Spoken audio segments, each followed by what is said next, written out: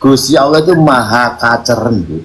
Astagfirullah. Maaf loh. Kaceren itu istilah sebutan untuk laki-laki yang dalam keadaan sendirian tapi otongnya berdiri pengen kikuk-kikuk. Cuman nggak ada lawannya gitu. Astagfirullahaladzim. Assalamualaikum warahmatullahi wabarakatuh. Yang baru mampir langsung di subscribe channel ini agar ketika saya mengupload video terbaru teman-teman mendapatkan pemberitahuan. Kali ini saya akan mereaksi video seorang kiai atau juga disebut nih dosen ya. Katanya si dosen tasawuf mengatakan bahwa Allah itu gila, Allah itu maha bingung. Bahkan yang lebih parahnya, dia mengatakan Allah itu maha kaceren. Ya, kaceren itu bahasa Jawa, guys. Gusti Allah itu maha kaceren, Bu.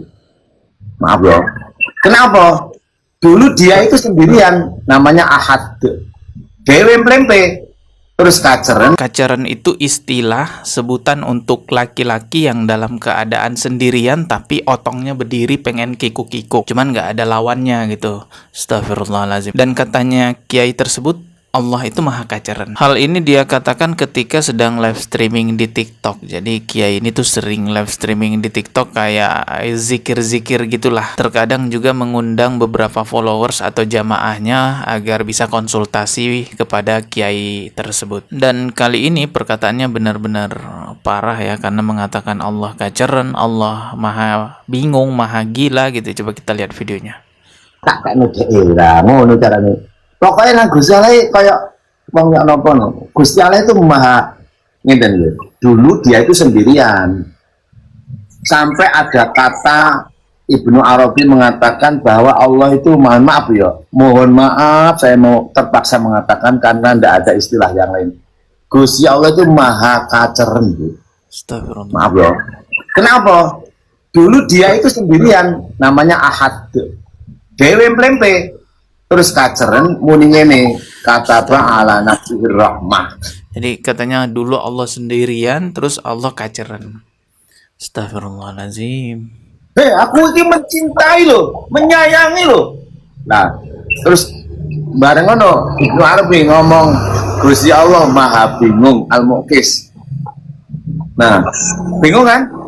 Terus terakhir Gusti Allah maha gila lo. Astagfirullah. Gendeng maha gila. Nah, kalau ada sifat manusia itu gila, Allah maha gila loh. Gimana supaya nggak gila? Beneran. Yo, majdupo aja majnun, ojo berkumpul dengan jin. Nah, lagi-lagi nih konsep wali-walian majdub gitu ya. Banyak sekali kerusakan agama yang ditimbulkan dari konsep-konsep wali majdub gini. Sampai Allah juga disebut gila. Oke, kita lanjutkan lagi, simak videonya. Iki lek gak ngaji ya pancen bulet ngoten lho. Makane ngaji sing bener kan maksudku ngomongi sing tukang lapor lho. Itu jenengan Bu. Sudah. Kawan? Ya gini ya, lurus ya, Pak Yai. Sebenarnya apa ya? Kesabaran itu kita tidak membutuhkan kesabaran dari orang lain, tapi kita yang harus memiliki kesabaran itu tersendiri, ya. Oke, sampai di situ videonya ya. Jadi ini sepertinya live streaming konsultasi gitulah ya. Jadi kiainya memberikan pencerahan seputar agama Islam. Dan yang dijelaskan ngawur banget tuh ya. Dia mensifati Allah dengan hal-hal keburukan. Lalu dia memberi penakwilan atau penafsiran begini dan begitu. Coba kita lihat ini komentar-komentarnya. Ada yang berkomentar kaceren artinya. Terus ada yang jawab laki-laki kak kemauannya bangun. Ada juga yang jawab sange birahi tinggi. Ada juga yang jawab kaceren sama dengan itu perasaan yang sangat menggebu-gebu untuk melakukan suatu hal. Ada juga yang berkomentar jujur saya nggak pernah dengar dan nggak ngerti tentang kaceren. Baru dengar dari Kiai Mim ngomong begini. Setelah tanya ke tetangga, ya Allah astagfirullah, omongan menyesatkan nggak bagus kalau didengar anak-anak. Tadi Kiai Mim mengatakan bahwa dia mengutip perkataan dari Ibnu Arabi. Ibnu Arabi itu adalah seorang ulama besar dari kalangan sufi. Beliau adalah penyair, beliau adalah penulis. Salah satu kitabnya yang terkenal itu Al-Futuhat Al-Makkiyah. Memang umumnya orang-orang yang menganut sufi itu mengambil rujukan dari Ibnu Arabi ini. Tapi saya tidak tahu ya apakah memang benar Yai Mim ini mengambil rujukan dari Ibnu Arabi atau hanya sekedar membawa-bawa nama Ibnu Arabi. Yang jelas apapun sumbernya, mensifati Allah dengan keburukan dan itu bertentangan dengan Al-Quran yang banyak sekali menyebutkan bahwa Allah itu maha suci. Seperti dalam Asmaul Husna disebutkan Allah itu Al-Quddus, Allah maha suci, bersih dari segala kekurangan, keburukan atau sifat-sifat makhluk. Allah itu memiliki kesempurnaan mutlak. Dalam Al-Quran surah Asy-Syu'ara ayat 11, Allah Subhanahu wa taala berfirman, "Laisa kamislihi syai'." Tidak ada satupun yang serupa dengan Allah. Sifat-sifat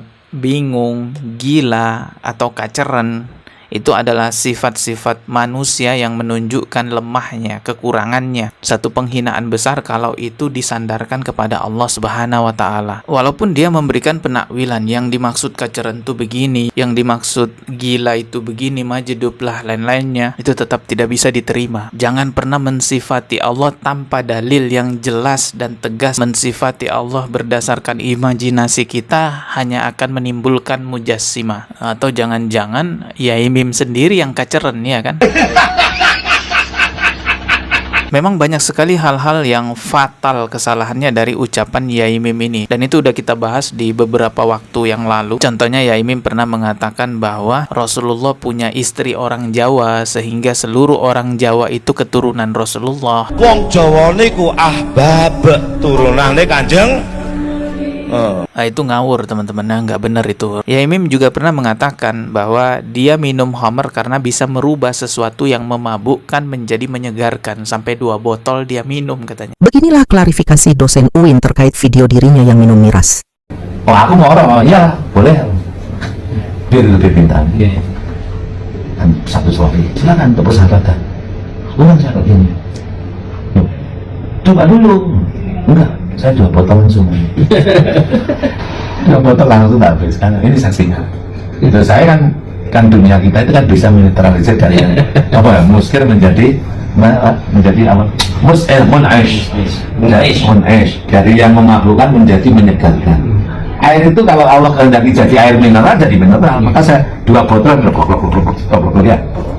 Itu yang mabuk kan sopirnya, bukan saya. Jadi sopir nabrak. Itu jelas ngawur teman-teman ya. Hukum haramnya khamr itu bukan dilihat dia sampai mabuk atau tidak. Rasulullah Shallallahu Alaihi Wasallam menegaskan sesuatu yang jika banyaknya memabukkan maka meskipun sedikit adalah haram. Ini adalah hadisnya Rasulullah Shallallahu Alaihi Wasallam. Jangan sok wali ya, mengatakan saya bisa merubah yang memabukkan menjadi menyegarkan sampai minum 2 botol glek.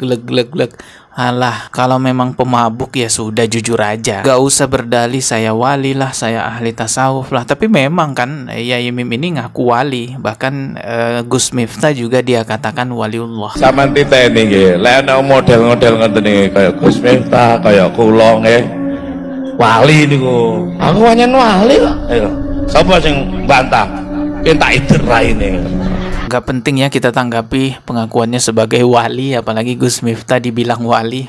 Itu gak penting kita tanggapi. Intinya ngawur lah ya. Dan saya mengingatkan kepada seluruh yang menonton video ini untuk berhati-hati, karena sekarang banyak sekali penyimpangan yang menyebar. Dan di Indonesia kita tidak punya lembaga pengawas syariat, sehingga tidak ada yang mengkontrol kesesatan di negara kita. Nah, kalau ada YouTuber, ada orang yang mengingatkan, nanti dituduh Wahabi. Kalau ada ustadz yang lurus mengajarkan Al-Quran dan Sunnah, pengajiannya dibubarkan. Emang benar-benar kacau sekarang. Ya karena itu tadi, kita tidak punya lembaga pengawas syariat. Mungkin teman-teman nanya, kan ada MUI, kemana MUI? Yang nggak tahu, coba tanya aja ke MUI-nya kemana. Semoga saya bisa konsisten di channel ini, terus berjuang ya, walaupun ada tekanan di sana, tekanan di sini. Ya, kita ketemu lagi di video berikutnya. Subscribe dan juga loncengnya ditekan sebagai notifikasi. Wassalamualaikum warahmatullahi wabarakatuh.